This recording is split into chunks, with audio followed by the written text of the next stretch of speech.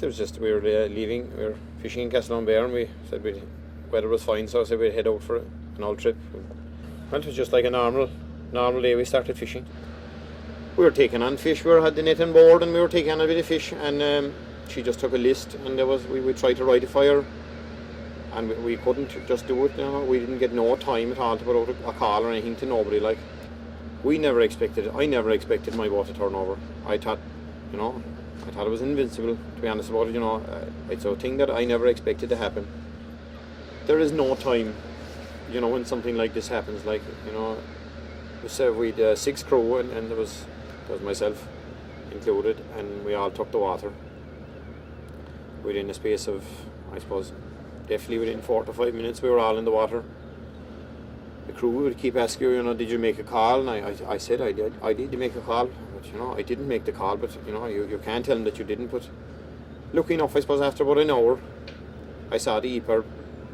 It's an emergency positioning radio beacon, that sends out the signal to say we're the boat in distress. But I suppose, like, after an hour in the water, Jesus, there'll be a lot of thoughts going through your head. A lot of scary thoughts,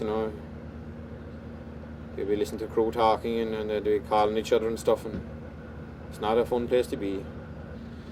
What I did notice in the water was, like, when we had the life jackets on, I didn't get time to put mine on right. I never put on this strap here.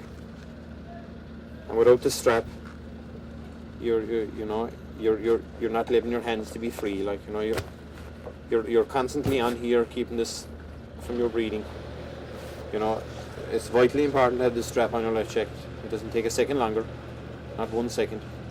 And if I had that strap on that day, I would have made the good raft, because I would be able to swim more. We were picked up about 2 hours, 20 minutes later by a big cargo ship. She was an oil tanker. Fort Commander was her name. They were an excellent staff on board her, and my last vision on the water was, I thought I'd never again see home. The only 2 people I'm alive today, as I can thank them, is my 2 nephews. From coming home and seeing them, they give you the courage in the water to fight on, like, I plans made, and I thought, well, Jesus, there's no hope in coming back to that. I certainly am alive today because of a life jacket. I suppose that, there was kind of half thrown on. And anybody in a difficult situation, that's all I can ask them is, please, look, put it on. It doesn't take 2 seconds when you're used to it.